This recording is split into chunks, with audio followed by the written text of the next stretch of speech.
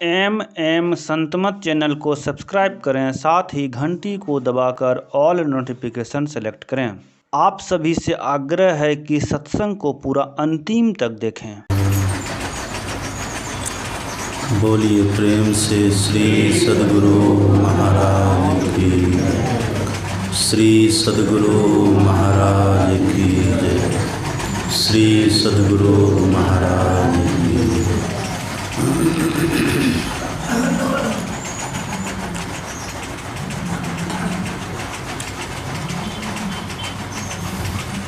परम आदरणीय सत्संग प्रेमी महानुभावों, पूजनीय माताओं तथा भक्तिमती बहनों,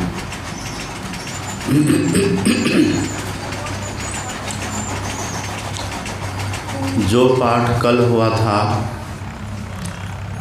वही पाठ आज भी आप लोगों ने सुना है।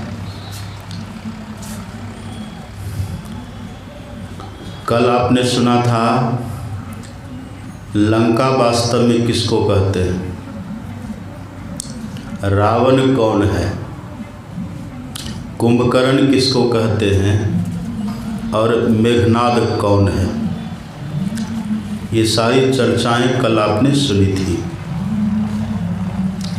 और कल की जो चर्चा हुई थी वह प्रायः संत दरिया साहब की वाणी के आधार पर हुई थी। दरिया साहब कहते हैं, काया गढ़ कनक मन रावना मद है, कुमति कुंभकर्ण मद मस्त राता। मेघनाद गर्व है गरजी बातें करे, सुन बे मूढ़ फिर होत पाता। ये दरिया साहब कहते हैं। दरिया साहब कहते हैं शरीर ही लंका है, मन ही रावण है, कुमति ही कुंभकर्ण है और गर्व ही मेघनाद है। ये आपने कल इसकी व्याख्या भी सुनी थी। आप पढ़ेंगे गोस्वामी तुलसीदास जी महाराज की गीतावली या दोहावली, उसमें आप पढ़िएगा तुलसीदास जी ने खुद लिखा है ये रावण कौन है, कुंभकर्ण कौन है, मेघनाद कौन है। तुलसीदास जी थोड़ा दरिया साहब बिहारी से हट कर के बोलते हैं। गोस्वामी तुलसीदास जी कहते हैं शरीर ही लंका के समान है और इसके भीतर जो मोह है वह मोह ही रावण है। दरिया साहब कहते हैं मन रावण है और गोस्वामी तुलसीदास जी कहते हैं मोह रावण है। गोस्वामी तुलसीदास जी लिखते हैं मोह दश मौली तद भ्रात अहंकार, पाकार जित काम विश्राम हारी। तुलसीदास जी कहते हैं मोह ही 10 मौली है। 10 मौली कहते हैं जिसका 10 सिर हो, मोह ही रावण है। 10 मुख रावण है, 10 मौली रावण है। और तद भ्रात अहंकार, रावण का जो भाई है कुंभकर्ण वह अहंकार है। और पाकार जित काम विश्राम हारी, पाकार जित, पाकार कहते हैं इंद्र को। इंद्र को जितने वाला जो मेघनाद है वही मेघनाद काम के रूप में है। ये अलग ढंग से थोड़ा वर्णन किया है। राम को कष्ट क्यों हुआ है, भगवान को दुख क्यों हुआ है। कैकेयी माता के कहने पर दशरथ जी ने राम को बंद दिया है 14 वर्ष का, इससे उनको कष्ट नहीं है। इसके लिए भगवान कहते हैं पिता दिन मोहि कानन राजू, पिताजी ने मुझे कानन राज्य दिया है, मतलब जंगल का राज्य दिया है। इससे भगवान को दुख नहीं है, कष्ट नहीं है। वन में जाने से न सीता को कष्ट है, न लक्ष्मण को कष्ट है, किन्हीं को कष्ट नहीं है, सब सुख से। तब कष्ट क्यों हुआ है? कष्ट का एक ही कारण है कि रावण ने सीता का हरण कर लिया है। रावण के कारण से सब कष्ट में पड़ गए हैं। यदि रावण सीता का हरण नहीं करता तो सीता को भी दुख नहीं होता, लक्ष्मण को भी दुख नहीं होता, भगवान को भी दुख नहीं होता, हनुमान को भी दुख नहीं होता, सभी बंदर भालू को भी दुख नहीं होता। अयोध्या में भरत को भी दुख नहीं होता, माताओं को भी दुख नहीं होता, प्रजाओं को भी दुख नहीं होता। सभी दुखों की जड़ है रावण। रावण के चलते भगवान का संपूर्ण परिवार सबके सब दुखी हो गए। रावण है कौन? मोह। अब देखिए, विचार करिएगा ध्यान से। जैसे भगवान रावण के कारण दुखी है, भगवान का संपूर्ण परिवार जैसे रावण के कारण दुखी है, इसी तरह से आप और हम दुखी क्यों हैं? मोह के कारण।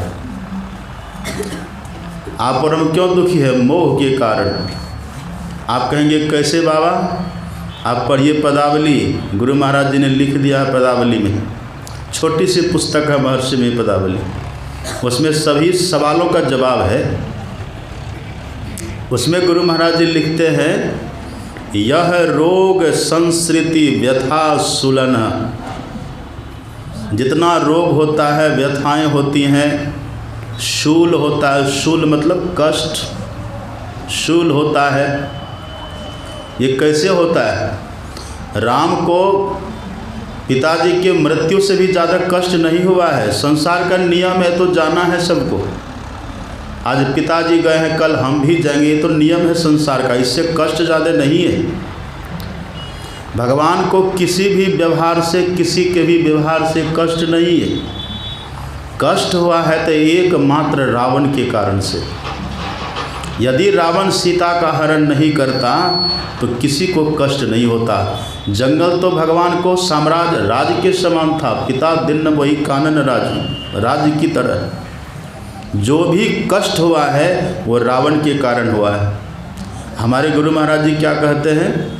यह रोग संसृति व्यथा सुलन। व्यथा मतलब क्या होता है? व्यथा कहते हैं ना, व्यथा हो रही है, पीड़ा हो रही है। यह रोग संसृति, रोग कहिए जो भी रोग हमारे शरीर में है, मन में है। मन का भी रोग होता है, शरीर का भी रोग होता है। शरीर का रोग होता है कफ वात पित्त के बिगड़ने से, और मन का रोग होता है विषय के कारण से। सब रोग होता है। तो जो भी चाहे तन में रोग है या फिर मन में रोग है, कोई पीड़ा है, व्यथा है, या फिर संस्कृति है। संस्कृति संताप से काँप रहे, भव भौर भ्रमत जीव हाँफ रहे। तिन्हें ढांढस दे गुरु नाम सुमर सत संतों ने। ये संस्कृति संताप से हम कपते रहते हैं। हमारे गुरु महाराज जी कहते जो भी ये कष्ट है, जो भी ये रोग है, कैसा है? यह रोग संस्कृति व्यथा सुलन्हा, मोह के जाए सभे। सुन रहे बात? किसका उत्पन्न किया हुआ सभी कष्ट? मोह के जाए। जाए मतलब पैदा किया हुआ, जन्माया हुआ। किससे कष्टों का जन्म हुआ है? मोह के जाए सवे। ये मोह का उत्पन्न क्या हुआ है? भगवान को दुख नहीं होता, भगवान को कष्ट नहीं होता। अगर भगवान दुखी हैं, समस्त अयोध्यावासी दुखी हैं, बंदर भालू दुखी हैं, हनुमान अंगद दुखी हैं, ये सब के सब दुखी हैं, लक्ष्मण सीता दुखी हैं, तो सबके मूल में है रावण। रावण ने दुख को उत्पन्न किया है। रावण क्या है? मोह। जैसे वहाँ रावण सभी दुख को उत्पन्न किया है, ऐसे हमारे जीवन के सभी दुखों का मूल कारण क्या है? मोह। यह रोग संस्कृति व्यथा सुलन्हा, मोह के जाए सभय। अति विषम सर्वहु होए वेद्यो। अति विषम, विषम का अर्थ क्या होता है? अति विषम सर, सर कहते बाण को, प्रचंड बाण। विषम मतलब प्रचंड, विषैला। अति विषम सर्वहु होए वेद्यो। ये मोह से उत्पन्न रोग है, व्यथा है, संस्कृति है, संताप है, और इससे तरह तरह का प्रचंड दुखद बाण शूल की तरह चुभता है। हमारे गुरु महाराज जी प्रार्थना करते हैं, अति विषम सर्वहु होय वेद्यो मोही अब कीजे अभय। हे प्रभो, इससे हमें निर्भय करिए। अब पहली बार ऐसा हुआ है सो नहीं है, ये पहली बार ऐसा मोह से कष्ट हो रहा है, ये बात नहीं है। हमारे गुरु महाराज जी कहते हैं, प्रभु कोटि कोटि न बार इन्ह दुख मोही आनी सताएओ। कोटि कोटि न, कोटि मतलब क्या होता है? करोड़, करोड़ों बार ये मोह ने कष्ट दिया है। पर प्रभु कोटि कोटि न बार इन दुख मोही आनी सताएओ। यहु बार जहूँ एक वचन आशा आय तहु में समायो।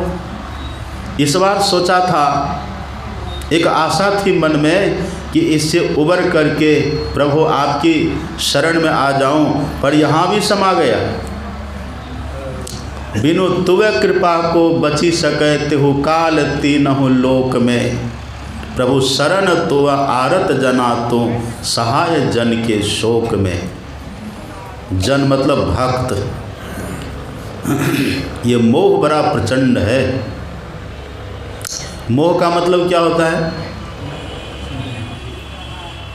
मोह का मतलब अज्ञान। मोह कहते हैं अज्ञान को। ये रावण क्या है? ये मोह है। मोह मतलब अज्ञान। यही अज्ञानता हमारे दुख का कारण है। हम दुखी हैं, हम दुखी रहने वाले हैं नहीं, हम तो सुखद स्वरूप हैं। हम कैसे हैं? अनुराग सो निज रूप जो जगते विलक्षण देखिए। सम शीतल सदा देहवंत न लेखिए। अनुराग सो निज रूप जो जगते विलक्षण देखिए। संतोष सम शीतल सदा दम देहवंत न लेखिए।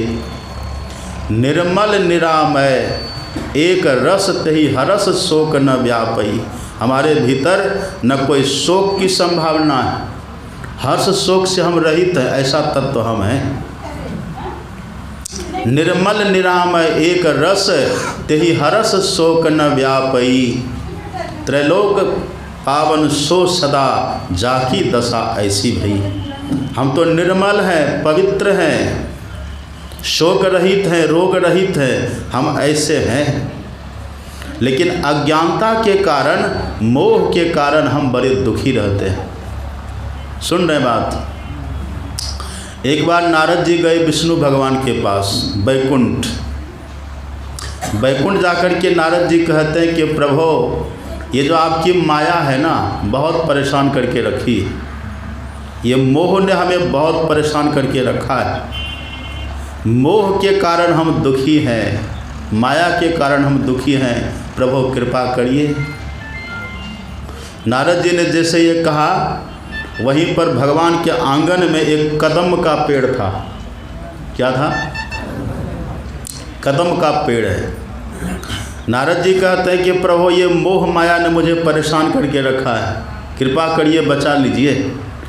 नारद जी ने जैसे ये बात कही, भगवान दौड़ करके गए और कदम के पेड़ को पकड़ लिए। कहते नारद जी बचाइए, देखिए मुझे कदम का पेड़ ने पकड़ लिया है, छोड़ाइए, बचाइए। ये कदम का पेड़ देखिए मुझे पकड़ लिया है। भगवान एक कौतुकी है ना, कौतुक करते हैं भगवान। नारद जी कहते मुझे मोह माया ने पकड़ा है, और भगवान कहते मुझे कदम का पेड़ ने पकड़ा है। नारद जी हंसे, खिलखिला करके हंसे। कहा प्रभु, आप भी कैसे कौतुकी है, कैसे विनोदी हैं आप? भला कदम का पेड़ कहीं पकड़ता है? कदम के पेड़ को तो आपने पकड़ रखा है, छोड़ दीजिए बस छूट गया। ये तो आपने पकड़ करके रखा है। जैसे नारद जी ने कहा कि प्रभु, ये कदम का पेड़ कहीं पकड़ता है तो खुद आपने पकड़ा है, आप छोड़ दीजिए बस छूट जाइएगा। ऐसे भगवान कहते नारद, ये मोह माया भी किसी को पकड़ता नहीं है, व्यक्ति खुद से पकड़ लेता है। जैसे कदम के पेड़ ने मुझे नहीं पकड़ा है, इसी तरह से मोह माया ने तुझे नहीं पकड़ा है, तूने पकड़ रखा है। उदाहरण में हम समझाए थे ना एक दिन, याद है कि नहीं?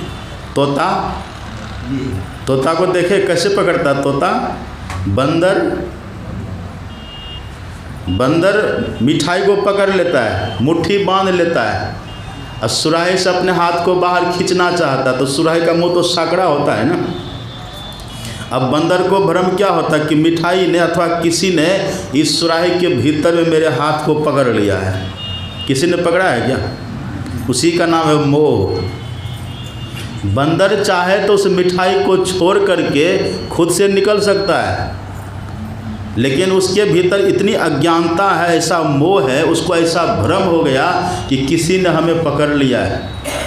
भगवान कहते हैं नारद, जैसे कदम के पेड़ ने मुझे नहीं पकड़ा है ना, इसी तरह से मोह माया ने तुझे नहीं पकड़ा है, तूने खुद से पकड़ लिया है। और तुलसीदास जी कहते यही बंदर की तरह, बंदर ने खुद से पकड़ा मिठाई को, मिठाई ने बंदर को नहीं पकड़ा, हमने खुद से पकड़ लिया है। आज एक व्यक्ति मेरे पास गए, कहा कि बाबा पेट में बहुत दर्द है, जा रहे हैं घर। तो हम सोचे कि अच्छा इसको दर्द इसलिए घर जाना चाहते हैं, तो हम इनके पहले पेट का इलाज करते हैं। तो मेरे पास दवाई थी, तो वो मैंने कहा कि अभी तुरंत आपका ठीक हो जाएगा, आप टेंशन मत लीजिए। वो दवाई हमने दी, हमने कहा यही खा लीजिए। तो वो पानी लेकर के खा भी लिए। अब उनके मन में तो था घर जाना है, अब बहाना था पेट का। कहा कि बाबा पेट में दर्द है, कई बार दस्त हो गया। हमने कहा अभी तुरंत ठीक हो जाएगा, ये मेरा अनुभव है, ये दवाई मैंने कई बार खाया है, आप खाइए ठीक हो जाइएगा। हम इधर दवा दिए, सोचे ऊपर हॉल में न जाएगा, मोटरसाइकिल पर चढ़े हुर्र से उड़ गए। हमने कहा देखिए, अब वहाँ उसको पकड़ रखा है उनको, वो चाहते तब यहाँ सत्संग में आराम हो जाएगा, पेट में कोई परेशानी नहीं। बस 2-3 बार सोचवाते कौन बड़ी बात है, और पेट साफ हुआ। अब तभी मैंने दवा दे दी, तब पेट ठीक हो जाएगा। लेकिन अब वो जान करके पकड़े गए, जान करके खींचे गए, ये लाभ उनको मिलेगा। कबीर साहब कहते हैं, कबीर दर्शन साधु के साहब आवे याद। कबीर सुनिएगा, कबीर दर्शन साधु के साहब आवे याद, लेखा की वही घड़ी अब बाकी के दिन बाद। कबीर साहब कहते हैं जिस क्षण हम सत्संग करते हैं, संत महापुरुषों का दर्शन करते रहते हैं, वो जो क्षण है, वो जो घड़ी है, वही घड़ी भगवान के दरबार में लिखा जाता है कि इतना क्षण इसने समय का सदुपयोग किया है। कितना अच्छा था। दवा खाते ठीक हो जाते, अपना यहाँ आराम से बैठते, दवा भी खा लिए और उड़ भी गए, भाग भी गए। क्यों? घर उनको पकड़ नहीं रहा, घर उनको बुला नहीं रहा है, ये घर की तरफ खुद से दौड़ रहे हैं, घर की तरफ खुद से भाग रहे हैं। इसी का नाम है रावण। यही है मोह। मोह 10 मौली तद भ्रात अहंकार, पाकार जित काम विश्राम हारी। यही मोह रावण है। ये मोह पर विजय प्राप्त करना मानो रावण का वध करना है। मोह बड़ा कठिन है, अज्ञानता बड़ा कठिन है। काम बात कफ लोभ अपारा, क्रोध पित नित छाती जारा। मोह सकल व्याधिन कर मूला, तिनते पुनि उपजहि बहुसूला। काम बात कफ लोभ अपारा, क्रोध पित नित छाती जारा। प्रीति करे जो तीनों भाई, उपजहि सन्निपात दुखदाई। मोह न अंध किन्ह के ही, ऐसा कौन व्यक्ति है जिसको मोह ने अंधा नहीं किया है? चैलेंज है तुलसीदास जी महाराज की। कोई ऐसा है जो हाथ उठा के कह सके मुझे मोह ने अंधा नहीं किया? चैलेंज है तुलसीदास, चुनौती दे करके कहते हैं मोह न अंध किन्ह के ही। ऐसा कौन है जिसको मोह ने अंधा नहीं किया है? मोह के चलते तो सब दुख होता है, सब शोक संताप हो रहा है। यह रोग संस्कृति व्यथा सुलन, मोह के जाय सबे। इसी मोह को नष्ट करने के लिए भगवान कहते हैं विभीषण जी से कि विभीषण जी, जो रथ मेरे पास है, यदि यही रथ किन्हीं के पास हो जाए, सखा धर्म में असरथ जाके। जो रथ मेरे पास है धर्ममय रथ, यदि यही रथ किसी व्यक्ति के पास हो जाए तो भगवान कहते हैं जीत न कह न खतोहरी पुता के, उसको कोई जीत नहीं सकता है। अब कहते कहते भगवान कह देते महा अजय संसार रिपु जीत सकई सो वीर। वो ऐसा वीर हो जाएगा, ये संसार जो महा अजय है, अजय का मतलब जिसका जितना असंभव है, हम जिसको जीत नहीं सके, और उसके पहले लगाया क्या महा अजय। ये जो महा अजय संसार रूपी शत्रु है, जिसको जितना कठिन है, भगवान कहते ये रथ अगर किसी के पास हो, इस संसार को भी जीत सकता है। कितनी बड़ी बात है ये। बलि विक्रम बेनो दधीची गए, अरु पारथ गए जिन भारत ठाना। बाली गए बलराम गए, जिनके कखड़ी 10 शीश लुकाना। गए दुर्योधन जंग जोरे, जिनी 64 कोष में छत्र बिताना। धरा का प्रमाण यही तुलसी, फरा सो झड़ा बड़ा सो बुताना। यही तो संसार है। संसार का नियम क्या है? संसार का नियम है जो उगए सो अथवय, जो उगए सो अथवय, फूले सो कुम्हलाए, चुनिए सो ढही पड़े, जामे सो मरी जाए। ये संसार का नियम है, यही संसार है। मैंने कल कहा था ना, संसार को कहते भव। अब भव का मतलब होता है होना। क्या होना? जन्म होना और मरण होना। ये जन्म और मृत्यु, यही संसार है। इससे कोई बच सकता है? ये कैसा है? अच्छा, जब मृत्यु निश्चित है, जब मृत्यु तो निश्चित है ना सबके जीवन में। पलटू दास जी कहते हैं जीवन कहिए झूठ, साँच है मरण को। जीवन तो झूठा है। झूठा का मतलब कब तक हम जिएंगे इसका कोई अता पता नहीं है। कब हम गिरेंगे, कब हम मरेंगे, कहाँ गिरेंगे, कहाँ मरेंगे, ये किसी को अता पता नहीं है। नहीं बालक नहीं जोबने, नहीं वृद्धि कछु बंध, वह अवसर नहीं जानिए जब आए परे जम फंद। जम का फंदा कब होगा किसी को मालूम है? जवान बेटा है, सोचे भी नहीं थे कि मेरा बेटा को कुछ होने वाला है, कल्पना कभी की ही नहीं थी, और कर भी नहीं सकते थे। कल्पना से परे की बात है। पुत्र जवान है, युवा है, लेकिन अचानक युवा पुत्र है, एकलौता है, दुलारा है, प्यारा है, लेकिन अचानक एक्सीडेंट होता है, वही स्पॉट डेथ हो जाता है। कभी सोचे भी थे ऐसा क्या? ये कल्पना के बाहर की बात है। नहीं बालक नहीं यौवने, नहीं वृद्धि कछु बंध, और वह अवसर नहीं जानिए जब आए परे जम फंद। जम का फंदा कब किसी को पता है? कितना तो माँ के पेट में ही मर जाता है, वहीं माँ के पेट में आया था वहीं मर गया। और कितना तो खुद से नहीं मरता तो मार दिया जाता है आजकल, जानते हैं कि ना, वहीं ख़त्म। ये सबसे बड़ा पाप है। और कितना का जन्म होता है, जन्म के समय की पीड़ा उससे मर जाता है। और कितना का जन्म होता है, छठी में नहीं होती छुट्टी हो जाती है। कितने जवान प्रमाण चढ़ जाते हैं। अब बूढ़ा के लिए क्या कहते हैं? बूढ़ा बाबा के लिए क्या कहिएगा? जो बच्चा उसके लिए कहते जवान होगा, जो जवान है उसके लिए कहते बूढ़ा होगा, और जो बूढ़ा है उसके लिए मरेगा। वहाँ दूसरा ऑप्शन नहीं है। भूतपूर्व जवान अपने से लगा लीजिए, बाल रंगा लीजिए, दांत लगा लीजिए, लेकिन फिर से जवान हो पाएंगे? एक ने कहा कि बाबा हम च्यवनप्राश खाते हैं, क्यों? जवान होने के लिए। हम बोले च्यवनप्राश च्यवन ऋषि के नाम से बना है, और वो च्यवन ऋषि खुदे बूढ़ा होकर मर के ख़त्म हो गया, और आप च्यवनप्राश खा के जवान हो जाइएगा? ये कैसे संभव है?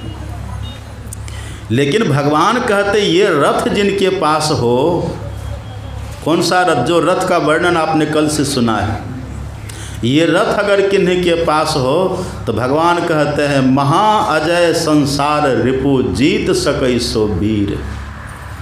ये संसार जो महा अजय है, जो मृत्यु टाले नहीं टलती है, जो जन्म टाले नहीं टलता है, ये जन्म मरण को भी जीत सकता है। ऐसी ताकत है इस रथ में। हमारे गुरु महाराज जी थे ना, गुरु महाराज जी गए थे परम संत बाबा देवी साहब के पास। तो उन्होंने पूछा था गुरु महाराज जी से कि लाला गुजारा कैसे करोगे। एक होता है तुलसी सिस्टम, एक होता है सेल्फ सपोर्टर स्वावलंबी। तुलसी सिस्टम में है कि थोड़ा थोड़ा मांग करके भिक्षावृत्ति से जीवन यापन करो। तो बाबा साहब ने पूछा था कैसे अपना गुजारा करोगे। तो गुरु महाराज जी ने कहा तुलसी सिस्टम से, मतलब भिक्षा मांग करके खाएंगे, अपना भजन करेंगे। तो बोले क्यों। तो गुरु महाराज जी ने कहा क्या पता शरीर है, कब मर हर जाए कोई ठिकाना है, इसलिए अपना भजन करेंगे और भिक्षा मांग के खा के गुजारा करेंगे। कहा कि नहीं नहीं, ये संत मत का ये नियम नहीं है, संत मत में है स्वावलंबी। अब बाद में गुरु महाराज जी ने लिख दिया जीवन बिताओ स्वावलंबी, भरम भारे फोड़ी कर, संतों की आज्ञा है ये में ही मात धर छल छोड़ी कर। स्वावलंबी जीवन जीना चाहिए। बाद में गुरु महाराज जी ने कहा एक काम करो, तुम जाओ कुछ परिश्रम करो, कुछ मेहनत करो। गुरु महाराज ने कहा कि सरकार शरीर तो क्षण भंगुर है, शरीर अपना कैसा है, क्षण भंगुर है। क्षण भंगुर अहई नहीं गफिलावहूँ, क्षण भंगुर शरीर है, निकृष्ट अधम, ये कब गिरेगा, कब मरेगा, कब छूटेगा कोई ठिकाना नहीं है। इसलिए इसके लिए कितना क्या क्या प्रपंच करने की क्या ज़रूरत है। बाबा साहब ने कहा हमको ज्ञान सिखाता है, हमको ज्ञान सिखाता है। मर जाएंगे तो क्या होगा, हम कहते 100 साल जिएगा तब क्या खाएगा, 100 साल जिएगा तब क्या खाएगा। गुरु महाराज जी ने बाबा साहब की बात मान ली और पीछे गुरु महाराज जी कहते थे कि मुझे बाबा साहब का आशीर्वाद है 100 साल तक जीऊँगा। तब न बोले कि 100 साल तक जिएगा तो क्या खाएगा। गुरु महाराज जी कहते थे मुझे बाबा साहब का आशीर्वाद है, मैं 100 साल तक जीऊँगा। लेकिन जब गुरु महाराज चलते फिरते खाते पीते समाधिस्थ हो जाते थे तो कभी काल लोगों को भ्रम होता था। समाधि में क्या होता है, बाहर जड़वत रहे माही चेतन सही, बाहर जड़ के समान, बाहर मुर्दा के समान हो जाते हैं।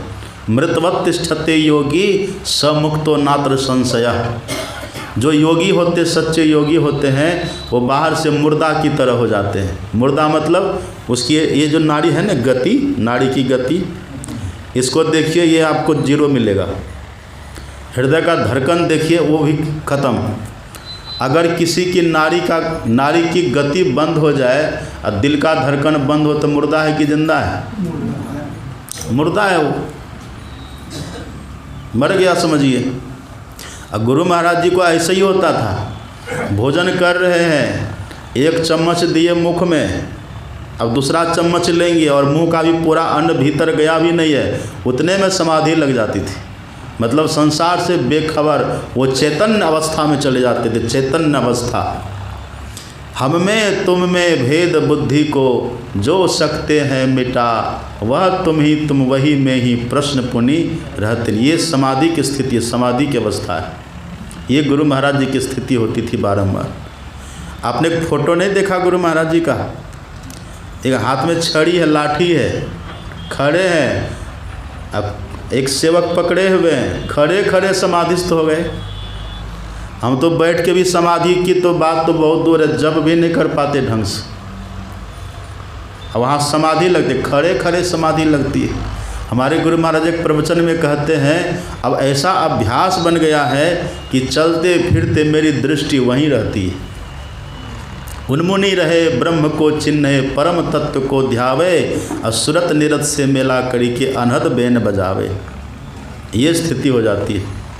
ऐसे हमारे गुरु महाराज जी थे। और कभी काल तो कई घंटा तक समाधिस्थ हो जाते थे।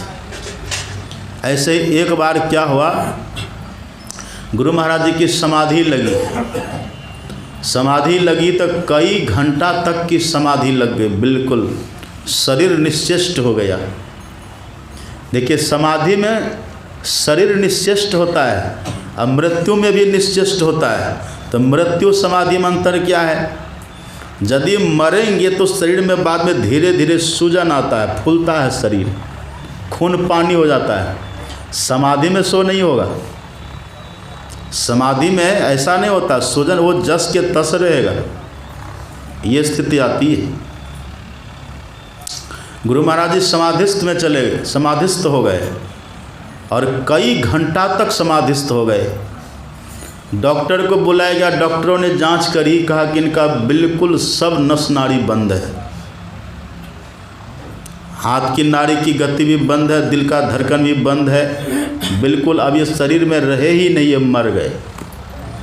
डॉक्टर ने लिखित दे दिया। और अभी 100 साल पूरा नहीं है, 100 साल अभी पूरा नहीं है। डॉक्टर ने कहा दिया कि गए, शरीर छूट गया इनका। और मैंने सुना है सदगुरु महाराज जी को जलाने के लिए, शरीर को जलाने के लिए चंदन की लकड़ी भी कलकत्ता से आ गई थी। अब शरीर छूट गया, जलाना है तो लकड़ी भी मंगा ली, चिता भी रच दी गई, तैयार कर दी गई, सब व्यवस्था हो गई, सब रोध हो रहे, पूरा आश्रम में हाहाकार है। लेकिन जो आसपास रहने वाले शिष्य थे, पूज्य बाबा लोग, उनके मन में होता है कि गुरु महाराज जी कहते थे कि बाबा साहब ने मुझे आशीर्वाद दिया है 100 साल जीने का, मैं 100 साल जीऊँगा, ये तो पहले शरीर छोड़ दिए। चलिए हम लोग शिष्य श्रद्धा से मानेंगे, संत की लीला है, जो भी वो हम समझ सकते हैं, मान सकते हैं। लेकिन जो गैर सत्संगी लोग हैं, जो संत की महिमा को नहीं जानते हैं, वो क्या कहेंगे कि गुरु महाराज संत थे, कहते थे कुछ, किए कुछ, बोलते थे 100 साल तक रहेंगे, अब पहले चले गए, तो झूठ हो जाएगा ना। अब सबके मन में यही चल रहा है, भीतर से एक टीस है, भीतर से एक लग रहा है, एक कचोट का भाव है, एक टीस टनक है भीतर में। इस तरह का भाव लेके सब दुखी हो रहे हैं, सब दुखी हो रहे हैं, रोध हो रहे हैं, और जलाने की व्यवस्था भी चल रही है, सब तैयारी कर रहे हैं। इतने में गुरु महाराज जी आंख खोल देते हैं और कहते क्या समझता, महिदास मर गया, 100 साल पूरा के छोड़ेंगे।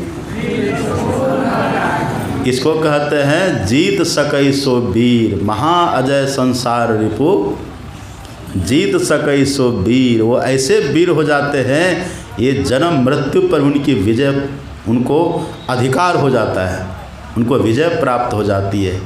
जो संसार में सब लीन हो गए, जो मृत्यु के बस होकर के, विवश होकर के संसार में समा गए, ऐसे काल गति बलवान साधो काल गति बलवान रे, बड़े बड़े पृथ्वी के योद्धा प्रियव्रत सगर समान रे, और सबही काल किए बस अपने रहिया न एक निशान रे। अर्जुन भीमसेन से योद्धा जिनके अचरज बान रे, असो भी मिले धरणी के माही छुटा सकल अभिमान रे। ये बड़े बड़ों का अभिमान छूट गया।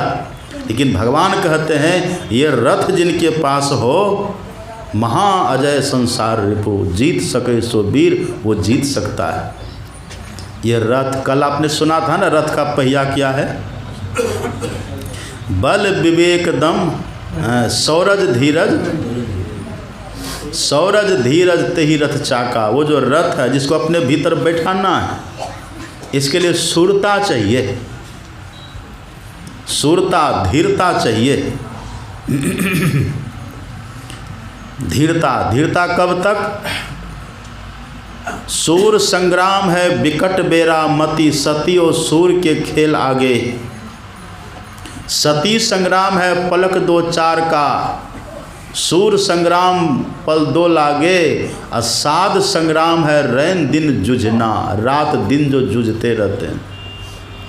साध संग्राम है रैन दिन जुझना, जन्म पर्यंत का काम भाई, जन्म पर्यंत।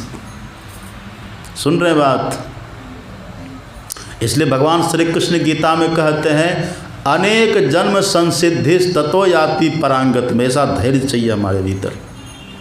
बहुनाम जन्म नामांते ज्ञानवान मां प्रपद्यते। बहुत जन्मों में क्या अंतर, बहुत जन्म लगता है, लेकिन इसमें विशेषता क्या है? इसमें विशेषता क्या है? अच्छा, आप कहीं यात्रा पर गए हों और अनुकूल व्यवस्था, अनुकूल मित्र है, अनुकूल साथी साथ में है और अनुकूल व्यवस्था में चले जा रहे हैं तो मन उबता है? मन नहीं उबता, लगा हुआ है। बल्कि कभी कभार तो ऐसा होता है कि अभी घर जाना ठीक नहीं, पहले इधर और घूमो, ऐसा होता है कि नहीं? अनुकूल सब कुछ है। ऐसे भले सिद्धि मिले हमें जन्मों के बाद, सिद्धि मिले बहुत जन्मों के अंत में जा कर के, लेकिन जो साधक साधना के पथ पर चल पड़ते जैसे चले, चलते ही हमारे गुरु महाराज जी कहते हैं चलत, ये अक्त्वा प्रत्यय एक आता है हिंदी में, चलत, चलते ही क्या होता है? चलत पंथ सुख होत महा है, चलत पंथ सुख होत महा है। ऐसा सुख होता है कि दुनिया का सब सुख भूल जाते हैं लोग। उस रास्ता पर जैसे चलेंगे ना, भक्ति के रास्ता पर, संसार रूपी शत्रु को जीतने के रास्ता पर जब जैसे चलेंगे, चलते ही वहाँ जो सुख मिलता, जो तृप्ति मिलती, जो शांति मिलती है, वो सुख आपको पुत्र से मिलने पर नहीं मिलता होगा। वो सुख किसी पुत्र को माता पिता से मिलने पर भी नहीं मिलता। वो सुख अच्छा से अच्छा भोजन करने पर भी नहीं मिलता है। वो सुख अच्छी से अच्छी कार में सवारी करने में भी नहीं मिलता। किसी भी तरह के जो दुनिया का सुख है उसके सामने तुच्छ है बिल्कुल। चलत पंथ सुख होत महा है। और उस रास्ते पर चलेंगे सुख मिलता, इतना सुख मिलता है कि जन्म कैसे बीता, समय कैसे बीता, कुछ फर्क ही नहीं पड़ता है। बीते हजारों जन्म, हजारों बार शरीर छूटे, क्या फर्क पड़ता है? अब सूरत लग चुकी है उधर। अनेक जन्म संसिद्धिस्त तो याद, बस एक बार केवल लग तो जाए, गुरु की कृपा से, ईश्वर की कृपा से एक बार केवल लग जाए। किसका लगेगा? जो लगाना चाहेंगे उसी का न लगेगा। भगवान कहते ये शूरता और धीरता, यही दोनों पहिया है। शूरता, शूरता मैंने कल कहा था ना, सूर मतलब क्या होता है? वीर योद्धा। संसार में क्या है? संसार में आप कूद फांद करिए, दूसरे को पटकिए, मिटाइए, उठाइए, बैठाइए, मारिए, दंगा फैलाइए तो आपको लोग वीर कह देता है। और अध्यात्म में क्या है? अध्यात्म है कि 5 छड़ी जो सिर फान मारे तो सहत बने, तो वो सुर है। यहाँ संसार में आप उसको सुर कहते हैं जो मारता है, और अध्यात्म में सुर उसको कहते हैं जो मार खा करके भी सह लेता है। इसका मतलब महात्मा गांधी मत बन जाइएगा, एक गाल में थप्पड़ तो दूसरा गाल मत दे दीजिएगा, इसमें भी मार दो। ऐसे इतना भी कमज़ोर नहीं होना है। फिर गुरु गोविंद सिंह का उदाहरण लीजिए। गुरु गोविंद सिंह ने देखा ना, अपने राष्ट्र के लिए, धर्म के लिए, संस्कृति के लिए, अपनी सभ्यता की रक्षा करने के लिए 4 पुत्रों को दांव पर लगा दिया और खुद अपने जीवन को दांव पर लगा दिया। तो साधु सुर का मतलब केवल यही नहीं होता है। लड़ने का समय आएगा तो लड़ भी लेंगे, लेकिन बात बात में तुनक मिजाजी वो गलत बात है। वहाँ थोड़ा संयम चाहिए, थोड़ा धैर्य चाहिए, थोड़ी शूरता चाहिए, थोड़ा क्रोध पर कंट्रोल करिए। एक बार मैंने सुना, एक गाय खुल गई और चली गई फसल खाने के लिए। तो जो ग्वाला था ना, लाठी लिया, गाय को पीटना शुरू कर दिया। एक संत दूर से देख रहे थे। संत जैसे देखा, मारो मारो, खूब मारो, जोर से मारो, जल्दी मारो, मारो मारो।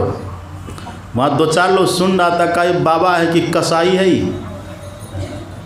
इनको तो छुड़ाना चाहिए। गाय को मार रहा है, गाय माता के समान है, गाय को छुड़ाना चाहिए। अब वो ग्वाला तो पहले से गाय को मार ही रहा है, ये ऊपर से और कह रहा है मारो मारो, छोड़ो मत, जल्दी मारो, मारो मारो। ये कैसा बाबा है? ये तो कसाई की तरह लग रहा है। घेर लिया सब बाबा को, कहा क्यों आप इतने कसाई हो गए, निर्दयी हो गए, आपके भीतर दया नहीं है? साधु का हृदय तो मक्खन की तरह होता है। संत हृदय नवनीत समाना, कहा कवि ने कही ने जाना, पर निज परिताप द्रवई नवनीता, पर दुख द्रवई संत सुपुनीता। आपको तो गाय का कष्ट देख करके द्रवित न होना चाहिए, और आप कहते मारो मारो। तब संत कहते हैं कि मेरी बात को इतनी आसानी से समझ लेगा। 12 बरस रहे साधु के टोला तब समझे एक बोल। संत ने कहा हम ये नहीं कह रहे थे कि गाय को मारो, हम ये कह रहे थे जिस क्रोध के चलते तुम गाय को मार रहे हो उस क्रोध को मारो। गाय को मारने में नहीं बोल रहे थे। अब ग्वाला मेरी बात समझता, जाके पूछो उसको। ये मेरी और ग्वाला के बीच की बात थी, तुम्हारे बीच की बात ये नहीं है, तुम्हारे समझदारी की बात ये नहीं है, ये हमारे उसके बीच की बात है। बात बात में तुनक मिजाज नहीं होना चाहिए। टीन देखे, टीन देखे कितनी देर में गर्म होता है? तुरंत। और ठंडा कितनी देर में होता है? तुरंत। गर्म भी तुरंत और ठंडा भी तुरंत। और लोहा देर से गर्म होता है और देर तक गर्म रहता भी है। देर तक वो गर्म रहता भी है, देर से गर्म होता है। तो आपको टीन बनना चाहिए, लोहा बनना चाहिए।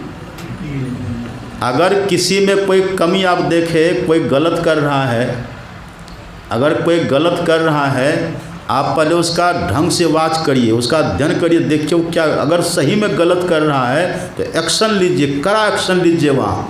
फिर वहाँ पैर पीछे मत हटाइए, वहाँ उसको सुधार के रहिए। गुरु गोविंद सिंह ने देख लिया कि ये विधर्मी लोग मिटाने में लगा है, हमारी संस्कृति को मिटाने, पूरा अध्ययन किया पहले उन्होंने, और अध्ययन करने के बाद तब ऐसा एक्शन लिया है, सब खदेड़ करके सबको, औरंगजेब को जानते हैं ना आप कहानी, भगा दिया। इधर से गुरु गोविंद सिंह जी लड़ रहे थे, उधर से कौन लड़ रहे थे? महाराणा प्रताप, ये शिवाजी महाराज, शिवाजी लड़ रहे थे।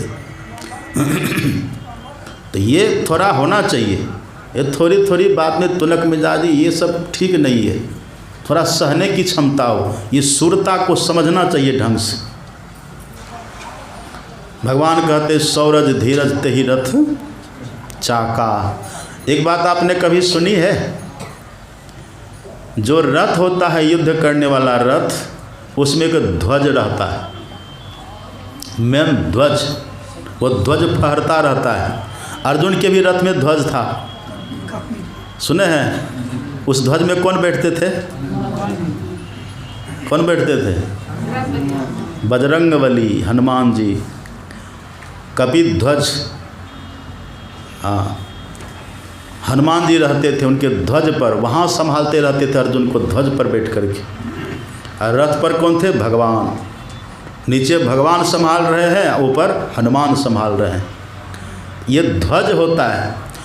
और ये ध्वज की महत्ता क्या होती है?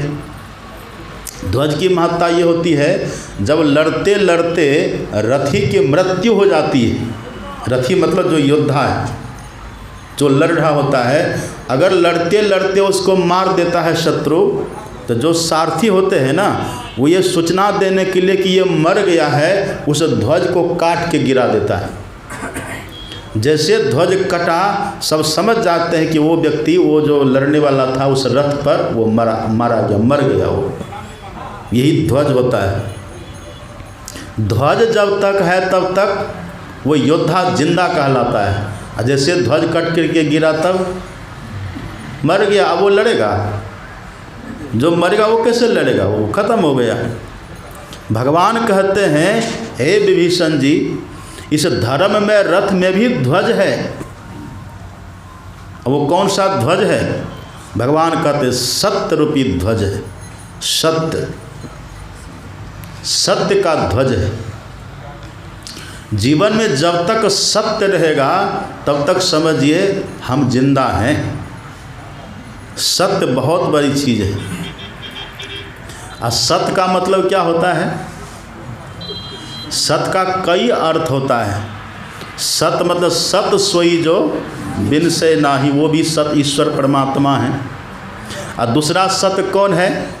उस ईश्वर परमात्मा को जिन्होंने पा लिया है, वो संत भी सत्य है। अगर जीवन में, अगर हमारे जीवन में सत्य है तो समझिए वो ध्वज है। अगर हमारे जीवन में कोई संत का सानिध्य है तो समझिए ध्वज हमारा ठीक ठाक है। सुन रहे हैं बात? ये सत्य ही ध्वज है। इसलिए हमारे जीवन में एक अच्छे से संत होने चाहिए। हमारे जीवन में एक आत्मारामी, ज्ञानी, विवेकी, निर्ग्रंथी संत होने चाहिए। ये संत अगर हमारे जीवन में है तो समझिए ध्वज हमारा ठीक है। ये ध्वज को टूटने, कटने, मिटने नहीं देगा। राम भगवान जब गए थे माता सबरी के यहाँ, तक क्या भगवान ने उपदेश दिया था भक्ति के लिए? प्रथम भगति संतन कर संग। ये ध्वज के समान है। जीवन में संत होना चाहिए। जीवन में, हमारे जीवन में एक संत का सानिध्य होना चाहिए। ये ध्वज के समान है। एक बार जिनको आपने जान करके, समझ करके, देख करके, परख करके, ऐसे देखिए संत की पहचान कर पाएंगे हम लोग? कर पाइएगा? जो कोई कहे साधु को चिन्हा, तुलसी हाथ कान पर दिन्हा। संत की पहचान करना बड़ा कठिन है। संत की पहचान सब नहीं कर पाते। संत की पहचान संत ही करते हैं। दादू जाने न कोई संतन की गति गोई। संत की गति कहाँ तक होती है ये कोई नहीं जानते। विधि हरिहर कवि कोविद बानी, कहत साधु महिमा सकुचानी। ब्रह्मा विष्णु महेश भी संत की पहचान नहीं कर पाते। तो आप और हम कर पाएंगे? नहीं कर पाएंगे। तब भी आप देखिए, जिनकी रहनी गहनी अच्छी है, जिनका विवेक ठीक है, जिनका ज्ञान सुदृढ़ है, ऐसा कोई लग रहा है जो साधनशील है। हमारे गुरु महाराज जी कहते हैं मुक्ति मार्ग जानते। वो मुक्ति के रास्ता को ठीक ठीक जानते हैं और दूसरों को भी जना सकते हैं। मुक्ति मार्ग जानते, साधन करते नित्य, साधन करते नित्य, सतचित जग में रहते। यही देखिए विशेषता, सतचित जग में रहते। और दिन दिन अधिक विराग, और उनका वैराग बढ़ता चला जाता है। वो रागी अनुरागी नहीं होते, वैरागी होते हैं। दिन दिन अधिक विराग, प्रेम सत्संग सो करते। जिनको सत्संग से प्रेम है और जिनके भीतर, हमारे भीतर के संशय को मिटाने की क्षमता है। संशय दूर बहाए संत मत स्थिर करते। ऐसा है किन्हीं के पास ज्ञान जो हमारे भीतर के संशय को मिटा सकता है। अनुभव के आधार पर, शास्त्रीय ज्ञान के आधार पर, यदि ऐसी योग्यता किसी में है। हमारे गुरु महाराज जी कहते हैं संशय दूर बहाए संत मत स्थिर करते। दृढ़ ज्ञान समुझाए बोध दे कुबुद्धि को हरते। में ही ये गुण धर जो। ये गुण अगर किसी में दिख रहा है ना, तो गुरु सोई सच्चित, उसको गुरु के समान मानिए और उनका संग हमारे जीवन में लगा रहे, ये प्रयास करना चाहिए। ये ध्वज के समान है। ऐसे संत का संग अगर हमारे जीवन में है तो समझिए संत हमें मुर्दा कभी नहीं बनने देंगे। संत हमें जगाते रहेंगे, संत हमें चेताते रहेंगे, संत हमें सावधान करते रहेंगे, संत हमारे भीतर चेतना को जगाते रहेंगे, हमें चैतन्य करते रहेंगे। तो सत मतलब ईश्वर भी और सत मतलब संत भी। और दूसरा सत किसको कहते हैं? सत व्यवहार। झूठ मत बोलिए, झूठ व्यवहार हम न करें। अगर हम झूठ बोलते हैं, झूठ व्यवहार करते हैं तो समझिए ये ध्वज हमारा कट गया। ये बात अच्छी है? ऐसा नहीं करना चाहिए। तुलसीदास जी लिखते रामायण में, नहीं असत संपातक पुंजा, गिरि सम हो ही कि कोटिक गुंजा। असत से बड़ा कोई पाप नहीं है, इसलिए असत्य को स्वीकार नहीं करना चाहिए। सुन रहे कि ना आप लोग?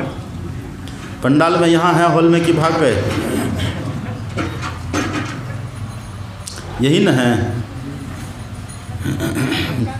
ठंडी में भाग कर कहाँ जाइएगा? क्या कह रहे थे हम? असत व्यवहार हम न करें। नहीं असत सम पातक पुंजा। बहुत देखिए, धर्मस्य तत्व निहितम गुहायाम। ये धर्म, सत्य का तत्व, धर्म का तत्व ये समझना चाहिए, बड़ा कठिन है, समझिए। देखिए, अगर हमारे सत्य बोलने से किसी की हत्या हो जाए तो सत्य हुआ, अगर हमारे सत्य बोलने से किसी की हत्या होती है तो भले सत्य हम बोले तो पुण्य हुआ, पर हत्या जो हो गई उससे कई गुना ज़्यादा पाप हो गया।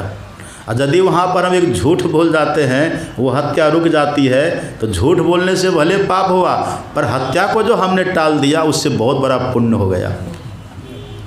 धर्मस्य तत्त्वम निहितम गुहायाम। एक व्याधा ने एक मृगा को बाण मारा, सुनिएगा ध्यान से। एक व्याधा ने मृगा को बाण मारा, तो मृगा भागा, कूदते फांदते चौकड़ी भरते हुए मृगा भागा चला जा रहा है। इधर से व्याधा उसको खदेड़ रहा है। वो मृगा भागते भागते रास्ते में एक संत की कुटी पड़ती है, संत तपस्वी की कुटी है, झोपड़ी है। तो वो जो संत थे, उस संत की झोपड़ी के आगे से वो मृगा भागता है। संत ने देख लिया इसको बाण लगा हुआ है। अब पीछे देखा, उधर व्याधा उसको खदेड़ते हुए पकड़ने के लिए चला आ रहा है। अब वो संत सोचते हैं ये मृगा मेरे कुटी के सामने से भागा है, ये तो पूछेगा, अब करें हम क्या। अगर सच बोल जाते हैं तो मृगा को छोड़ेगा नहीं, वो मार देगा। और यदि हम कहते कि हमने नहीं देखा है तो झूठ हो जाएगा।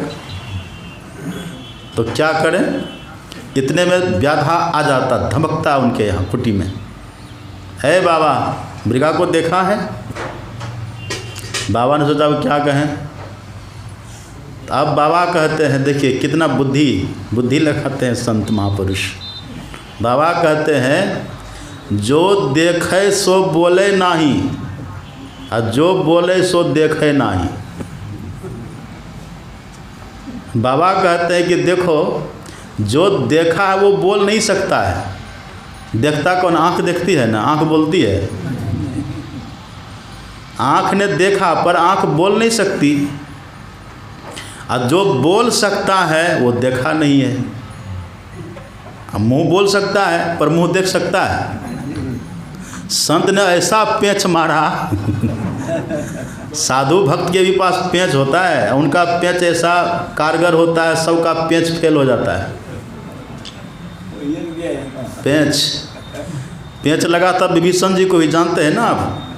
विभीषण जी ने क्या किया था, अपने घर में हर जगह राम राम राम राम लिख करके, दीवार में छप्पर पर राम राम राम लिख करके रखा। और किसी ने जाकर रावण से शिकायत कर दिया कि आपका जो भाई है विभीषण, अब राम से युद्ध करते वो राम का नाम लिख करके रखा है, मानो राम का भक्त है। लिया चंद्रहास खड़ग तलवार, चंद्रहास भगवान शंकर का दिया हुआ था, चंद्रहास चमकता था बिजली की तरह, बस हाथ से छोटे के लक्ष्य को कत्ल करके ही रहता था। ऐसा तलवार उनके पास था, रावण के पास चंद्रहास। लिया और दौड़ा विभीषण के महल की तरफ। अरे दुष्ट, तो मेरा भाई होकर के शत्रु वाला काम करता है। विभीषण जी कहते अब क्या करेंगे, भाई तो आ रहा है, बिगड़ा हुआ है, अब क्या कहेंगे। अब देखिए पेंच लगाएंगे, ये साधु महात्मा भी पेंच लगाते हैं। साधु महात्मा के पेंच ऐसे ज़बरदस्त होते हैं, सबका पेंच उसमें फंस जाता है। वहाँ जब जाते हैं, अरे विभीषण, हाँ भैया ये तूने मेरे शत्रु का नाम लिख करके रखा है। अब विभीषण जी को पता था दुनिया में जो नाम है सब भगवान का है, जितना नाम है सब भगवान का है, चाहे रावण हो कि कंस की कुंभकर्ण कुछ भी हो, ये पहले भगवान का नाम है तब किसी व्यक्ति का नाम है। क्योंकि नाम के पहले भगवान थे ना, व्यक्ति थोड़े न था, व्यक्ति तो बाद में बना है, पहले नाम है, नाम के पहले भगवान है, तो भगवान का सब नाम है। दादू सृजनहार के केते नाम अनंत, चित्त आवे सो लीजिए यो सुमरे साधु संत। अनंत नाम जो भी सब भगवान का नाम है। विभीषण जी को पता था, सत्संगी थे ना, हनुमान जी का सत्संग किए थे विभीषण जी। तूने मेरे शत्रु का नाम लिख करके रखा है। नहीं भैया, कौन कहा, गलत कहा, ये तो आप ही का नाम है। अरे मूर्ख, मेरा नाम राम कब से हो गया, मेरा नाम तो रावण है। कहा अकेले नहीं, कहा तब का भाभी का भी नाम इसमें ऐड है। वो कैसे? कहा भैया हमने संक्षेप में लिखा है, पेच लगा दिया। आपका नाम रावण है ना, रावण से रा निकाल लिया, भाभी का नाम मंदोदरी है ना, म निकाल लिया, दोनों को मिला दिया, क्या हुआ? तलवार उसका तुरंत नीचे हो गया, पेच लग गया। न झूठ बोलना है और न सत्य को छोड़ना है। धर्मस्य तत्वम निहितम गुहायाम, ये प्रयास करना चाहिए हमारा ध्वज कभी कटे ना। ये सत्य रूपी ध्वज जैसे कटा हम मुर्दा घोषित हो जाएंगे, फिर युद्ध हम नहीं कर पाएंगे, मोह रूपी रावण को मार नहीं पाएंगे। सत्य सबसे बड़ी चीज़ है। और ये तो ये है, आप इधर व्यवहार में भी देखिए ना। अब एक बार किसी से कोई बात पूछिए, वो झूठ बोल दिया, मन में होता कि व्यक्ति झूठ बोलता, भले बड़ा आदमी हो, लेकिन आपके मन में हो जाएगा ये आदमी झूठ बोलता है। आप भले कुछ कहिए मत, और दोबारा आप फिर कुछ पूछिए, अगर फिर झूठ बोल दिया तब आदमी सही में झूठा है। अब फिर कोई बात पूछिए, तीसरा बार अगर झूठ बोल गया तब अब उसके प्रति आपका विश्वास सदा के लिए ख़त्म हो जाएगा, पक्का। पहली बार में भले हम झूठ बोलते, लेकिन हम किसी झूठा को नहीं देखना चाहता। आपकी भी वही हालत है। आप भले झूठ बोलिएगा, पर कोई झूठा आपको मिले तो आपको अच्छा लगता है? अच्छा नहीं लगता है। तो जब हमको झूठा अच्छा नहीं लगता है तो हम खुद क्यों झूठा बने? इसलिए कबीर साहब कहते हैं, जाकी जिभ्या बंध नहीं, हृदय ना ही सांच। जिसके हृदय में सच्चाई नहीं है, सत्य नहीं है, वाके संग न चालिए। अब देख लीजिए, जो व्यक्ति 3 बार झूठ बोल जाए व्यवहार में, आपको लगे, तो हम कहेंगे कि आपको खुद ब खुद उससे विश्वास हट जाता है लोग। अब यदि वो कोई बात कह भी देता है ना, तो उसको प्रूफ के लिए किसी और से पूछना पड़ता है, क्या बात ठीक है, ये पूछना पड़ता है कि नहीं। अब कोई ऐसा व्यक्ति होता है, वो जो बात बोल देता है उसके बाद ब्रह्म लकीर हो जाती है, ये झूठ बोल नहीं सकता, होता है कि नहीं। भीम ने कहा अश्वत्थामा मारा गया, गुरु द्रोण ने सुना, कहा भीम तू झूठा है, पहले भी झूठ बोलता था, तेरी बात तो विश्वास नहीं है। अगर यही बात युधिष्ठिर जी कह दे, देखिए, क्योंकि वो कभी झूठ नहीं बोलते हैं, और सत्य के बल सुन के जो रथ का पहिया है वो धरती से एक बित्ता ऊपर होके चलता है, वो सत्यवादी है। यदि एक बार युधिष्ठिर जी कह दे ना कि मेरा पुत्र अश्वत्थामा मारा गया है, तो मुझे विश्वास हो जाएगा। अब भगवान के कहने पर कह दिया, जैसे उसने कहा गुरु द्रोण ने विश्वास कर लिया। यही है सत्य। हम इतने सत्यव्रती हो जाएं कि हमारा वचन, और जानते हैं विवेकानंद जी महाराज की वाणी आप पढ़िएगा। विवेकानंद जी महाराज कहते हैं, यदि कोई व्यक्ति 12 साल तक झूठ छोड़ दे बोलना, 12 साल तक केवल सत्य ही सत्य बोले, तो 12 साल के बाद वो जो बोलेगा वही सत्य होगा। इतने उनके वचन में सत्यता का संचार, इतना शक्ति संपन्न हो जाते हैं। अगर 12 साल तक हमने कभी झूठ नहीं बोला, सत्य का ही व्यवहार किया है, तो फिर 12 साल के बाद हम जो बोल देंगे वही सत्य होगा। अच्छा, कृष्ण भगवान की बात आपने कहानी सुनी है? सुनिए थोड़ा सा। कृष्ण भगवान क्या खाते थे? भगवान क्या खाते थे? माखन मिश्री खाते थे। भगवान मक्खन खाते थे, माखन मिश्री खाते थे, जब बचपन में थे, छोटे थे। एक बार भगवान ने क्या किया, मिट्टी खा लिया, और सबके सामने खा लिए भगवान, और सब ने देख भी लिया। अब सब पूछते हैं, कन्हैया तूने मिट्टी खाई है? उसके मुंह से निकल गया नहीं, भगवान के मुंह से निकल गया नहीं। मुंह में मिट्टी अब भी है, निकल क्या गया? नहीं। ये झूठ है कि सच है? प्योर झूठ है, सफ़ेद मुंह में है। अब वो कह रहा नहीं, भगवान कह रहे नहीं। बलराम ने भी देखा। अब बलराम तो शेषावतार है ना, फनकारते रहते हैं। भगवान पर बहुत गुस्सा है, अरे कन्हैया तो झूठ बोलता है। नहीं भैया, मैं सत्य बोलता हूँ, मुंह में मिट्टी है। ले गया पकड़ के यशोदा मैया के पास। मैया, इस कन्हैया ने आज मिट्टी खाई है। बड़ा क्रोध हुआ यशोदा मैया को, हाथ में लिया डंडा, आई कृष्ण के पास, क्यों रे तूने मिट्टी खाई है। आप पढ़िए, श्लोक लिखा है भागवत में, नाहम भक्षितवान अम्ब, हे अम्ब, हे माँ, मैंने मिट्टी भक्षण नहीं किया है, भगवान कह रहे। हाथ में डंडा है, डर के मारे भगवान थर थर काँप भी रहे हैं कि लगा देगा दो चार, डर भी रहे हैं। इतने में सब ग्वाल बाल कहते कि हाँ मैया, इसने मेरे सामने मिट्टी खाई है, मैंने देखा है। भगवान के लिए कहते हैं मैंने देखा, मिट्टी खाया है। यशोदा मैया कहता अब बताए, सब बोल रहा है। भगवान कहते मैया, सर्वे मिथ्याभिशंसिना, ये सब झूठ बोलता है। ये डबल झूठ हुआ कि नहीं। मिट्टी खा लिए है, कह रहे नहीं, एक झूठ। और जिसने मिट्टी खाते देखा वो जो कह रहा है तो कहते वो झूठ बोल रहा है, डबल झूठ। और तीसरा झूठ देखिए, भगवान कहते मैया, मिट्टी मैंने नहीं खाई है, मिट्टी इन सबों ने खाई है। अब बलराम को बड़ा क्रोध हुआ। बलराम कहते मैया, चल इसकी परीक्षा करके देख, अभी भी इसके मुंह में मिट्टी है।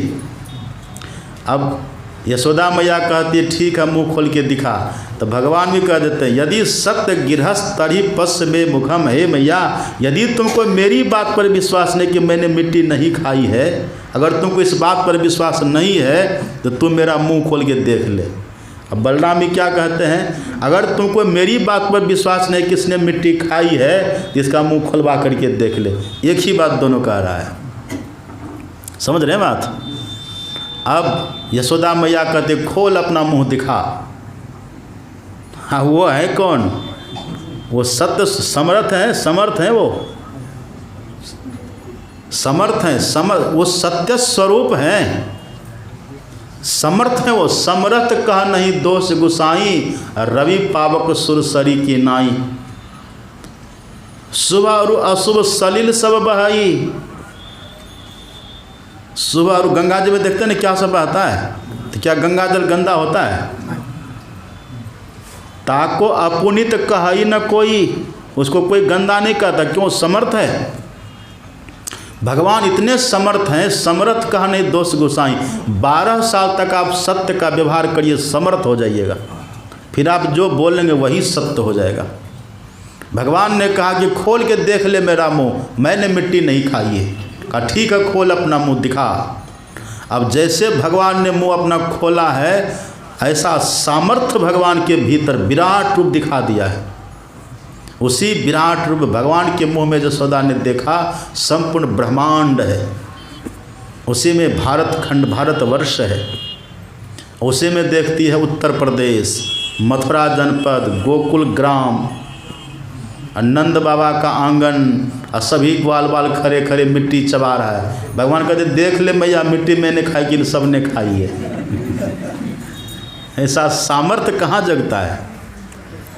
ये योग भगवान श्री कृष्ण क्या है, योगेश्वरो हरि, ये योगी है। ये रिद्धि सिद्धित योगी की दासी होती है। रिद्धि सिद्धि प्रेरय बहु भाई, बुद्धि लोभ दिखावई आई, होई बुद्धि जो परम सयानी, तीन तन चितव न अनित जानी। आप 12 साल तक सत्य का प्रयोग करिए। एक संत ने कहा है, यदि कोई साधक है, साधना करते हैं, एक बार झूठ बोलते हैं तो 40 दिन तक के जो भजन का रस है एक झूठ में खत्म हो जाता है। कल्पना करिए आप, जो सत्य का व्यवहार करते हैं उनकी शक्ति संचित होती चली जाती है। आप साथ देखिए, एक बड़ा सुंदर प्रसंग है भागवत में, ये सत्य पर।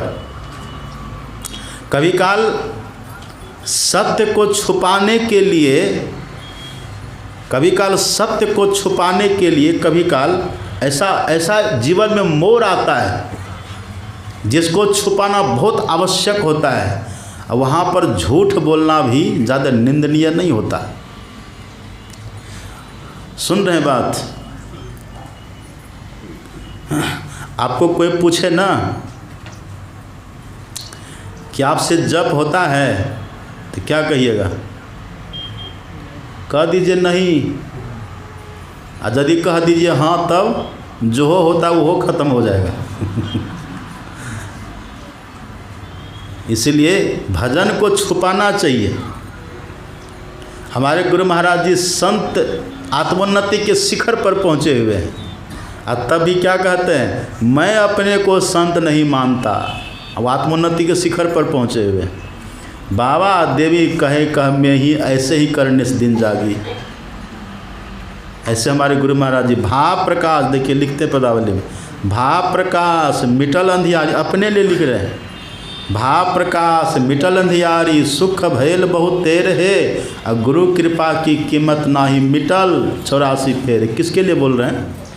उपदेश कर रहे हैं? नहीं, अपने लिए लिख रहे हैं। ऐसी घटना मेरे जीवन में घटी है, लिख दिए पदावली में। और जब समूह में बोलने की बात आती है तो मैं अपने को पूर्ण संत नहीं मानता, क्योंकि पूर्ण संत से एक चींटी को भी कष्ट नहीं होता है, और मेरे नहीं चाहने के बाद ही मुझसे बहुतों को कष्ट हो जाता है। ये कैसी विनम्रता है। सूरदास जी कितने बड़े संत हैं, और सूरदास जी क्या कहते हैं? मौसम कौन कुटिल खल कामी। वो कामी है, लेकिन देखिए ये सत्य कैसा है। मौसम कौन कुटिल खल कामी, जो तन दियो ताही बिसरायो, ऐसो नमक हरामी। अपने लिए बोल रहे हैं, कैसी विनम्रता है। भरी भरी उदर विषय को धायो, जैसो सुकर ग्रामी, मौसम कौन कुटिल खलगामी। समझिए कैसी विनम्रता है। माता सबरी को देखा आपने? माता सबरी के जब आश्रम में भगवान गए हैं तो सर्टिफिकेट भगवान दिए माता सबरी को, 3-3 सर्टिफिकेट दिए हैं। भगवान कहते जोगी वृंद दुर्लभ गति जोई, तो कहा आज सुलभ भई सोई, पहला प्रमाण पत्र। और दूसरा में भगवान क्या कहते हैं? मम दर्शन फल परम अनुपा, जीव पावनी सहज स्वरूपा। हे सबरी, तुमको अपने सहज स्वरूप की भी प्राप्ति हो गई है। और तीसरा प्रूफ क्या देते हैं भगवान? नवमह एकौ जिनके होई, नारी पुरुष सचराचर कोई, से अतिशय प्रिय भामिनी मोरे, और सकल प्रकार भगति दृढ़ तोड़े। ये तीसरा प्रमाण पत्र है। ये 3-3 सर्टिफिकेट जिनके पास है, वो जब भगवान के सामने खड़ी होती है तो क्या कहती हैं? कई विधि स्तुति करो तुम्हारी, अधम जाति में जड़मति भारी। अधम है माता सबरी, अधम ते अधम अधम अति नारी, तिन मह में मति मंद अभारी अघारी। कितना विनम्र है माता सबरी, इसको झूठ कहिएगा, ये विनम्रता कहलाती है। इसलिए कभी मत कहिए कि हम बड़े सिद्ध हो गए, हम बड़े जोगी हो गए। जोग को, सिद्धि को छुपाना चाहिए। जैसे रोग छुपाने से बढ़ता है, ऐसे जोग छुपाने से बढ़ता है। इसका बड़ा प्रसंग है भागवत पर, उधर अभी सुनाएंगे नहीं हम। ये सत्य क्या है? ये ध्वज के समान है। भगवान कहते हैं सत्यशील दीर्घ ध्वजा पताका। ये सत्य हमारे जीवन में रहना चाहिए, ध्वज के समान है। अब पताका होता है कि नहीं रथ पर? पताका बड़ा होता है कि ध्वज बड़ा होता है? ध्वज बड़ा है, ध्वज एक ही होता है, अब पताका अनेक होता है। भगवान कहते हैं सत्यशील, शीलता यही पताका के समान है। हम विवेकशील बने, व्यवहारशील बने, बुद्धिशील बने। बुद्धिजीवी लोग कहते हैं ना, मतलब बुद्धि वाले, विवेक वाले, समझ वाले। ये शील हमारे जीवन में होना चाहिए। ज्ञान होना चाहिए, विवेक होना चाहिए, ज्ञानशील, विवेकशील, ये लोग कहते हैं ना, ये हमारे जीवन में होना चाहिए। ये पताका के समान है। अब घोड़ा का तो सुने थे न कल, बल विवेक दम परहित घोड़े। 3 घोड़ा 3 लगाम भी है, और कहीं कहीं लिखा है 4 घोड़ा, बल विवेक दम परहित। ये 4 घोड़ा, और लगाम कितना है? 3। तो 4 घोड़ा में 3 लगाम कैसे लगेगा? 4 घोड़ा में 3 लगाम कैसे लगेगा? लगाम 3 ही है, घोड़ा 4 है, तो कैसे लगाइएगा? है कोई बुद्धि? देखिए ये 4 घोड़ा है, 4 घोड़ा 3 लगाम, ऐसे लगा दीजिए, लग गया। देख रहे हैं, ऐसे लग गया है। नहीं नहीं, तीनों के बीच में लगाए, इससे देखिए। नहीं, ये घोड़ा और ये घोड़ा के बीच के जो है ना ये लस्सी, इसमें लग गया एक लगाम, इसका बीच में एक लग गया लगाम, इधर बीच में लग गया। हाँ नहीं, वो उस तरह से बनाया जाता है, उसकी बनावट अलग होती है। 3 घोड़ा में ऐसे लगाम लगता है, 4 घोड़ा में 3 लगाम कैसे ऐसे लगाइएगा। और जब घोड़ा एक लगाम भी एक तब ऐसे लगता है, वो एक लगाम होता है, उसकी बनावट फिर अलग हो जाती है। तो आप पढ़ेंगे इस चौपाई को, बल विवेक दम परहित घोड़े, जहाँ पर 4 घोड़ा वहाँ उस तरह से लगाम लगाना पड़ता है, लेकिन हमारे गुरु महाराज जी ने अर्थ किया है 3 ही घोड़े का। बल विवेक का मतलब विवेक का बल। अब कुछ लोग क्या अर्थ करते हैं, बल अलग विवेक अलग, तब 2 घोड़ा हो गया। अब विवेक का बल कहिएगा तब 1 घोड़ा हो गया। दम परहित ये 3 घोड़ा हो गया।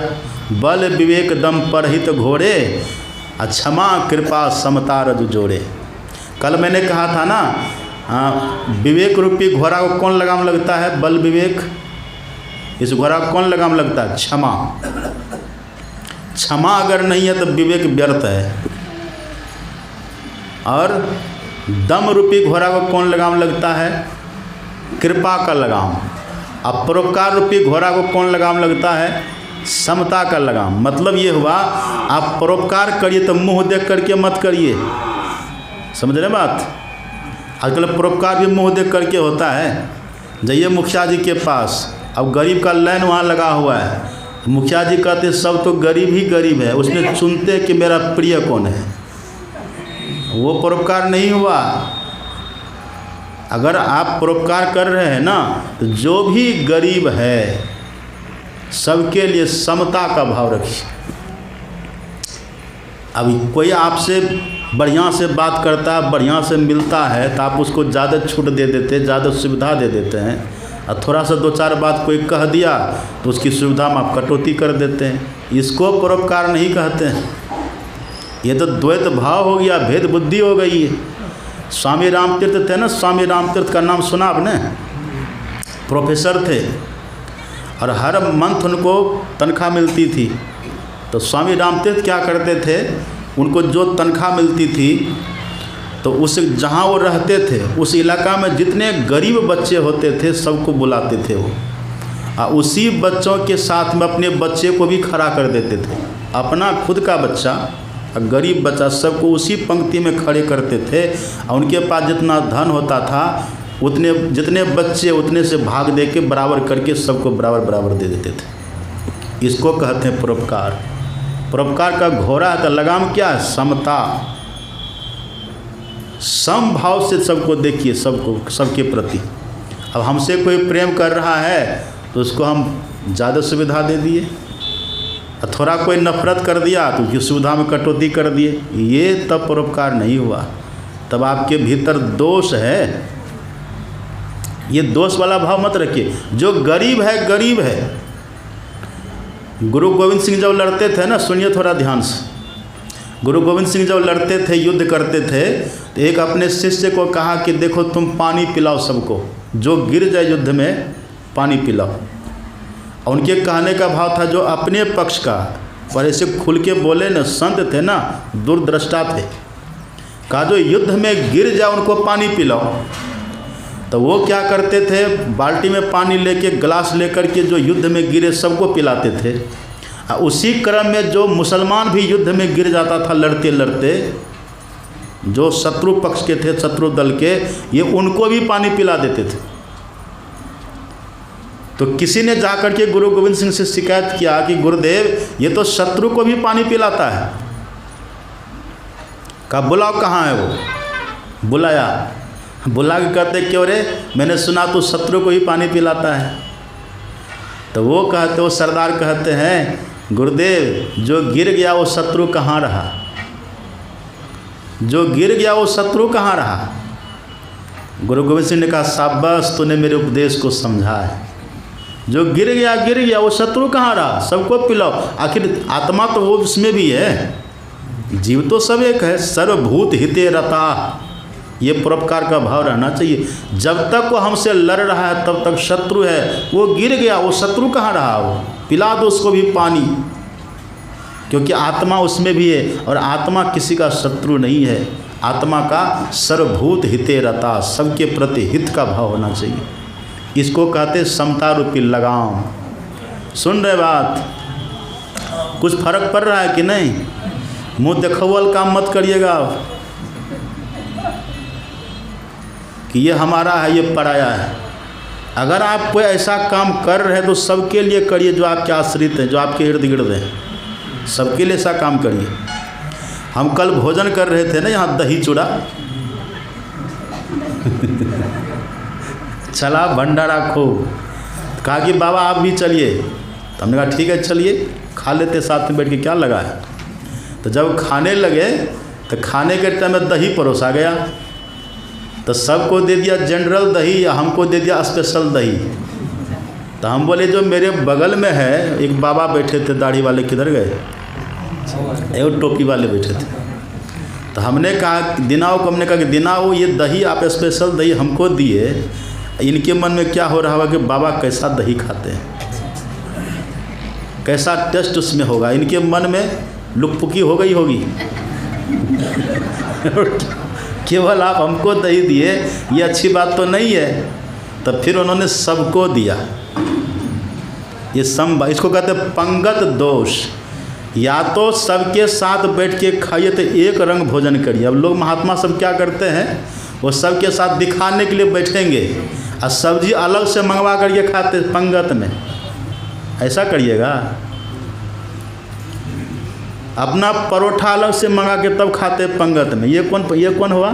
ये कौन समता का भाव हुआ?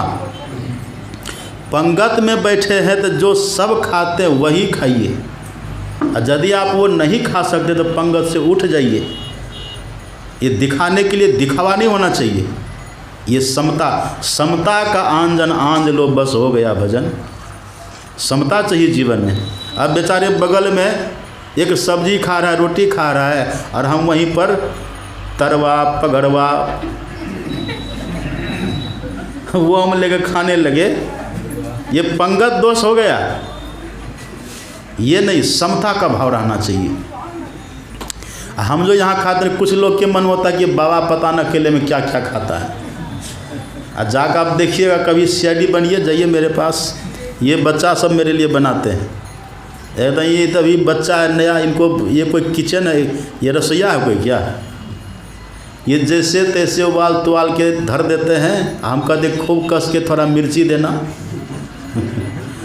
नमक कम मत देना, हल्दी थोड़ा कम देना, और तेल भी ज़्यादा नहीं देना। एक सब्ज़ी मेरे थाली में रहती है, चूँकि मेरा स्वास्थ्य अच्छा नहीं है। अब वो सब्ज़ी आप खा नहीं पाएंगे, सादा होता बिल्कुल, और वो रोटी हम खाते हैं। ज़्यादा कभी काल हुआ तो दूध लेते हैं, दूध नहीं पचता तो उसी दूध का हम छेना फड़वा लेते हैं, यही खाते हैं। लोग कहते हैं बाबा पता न अकेले में क्या हाथी घोड़ा खाता है। ऐसा कुछ भी नहीं है। समता का कोई भी काम करिए तो समत्व भाव होना चाहिए, समता का भाव होना चाहिए। ये हो जाएगा परोपकार का। अगर ये भाव है तो समता का लगाम लग जाएगा। अब कल भी लगामे पर विराम हो गया था, आज भी लगामे पर विराम हो गया है। सारथी छुटिए गया, अब 4:30 से ज़्यादा हो गया। कोई बात नहीं, कल अभी टाइम है। श्री सद्गुरु महाराज की जय।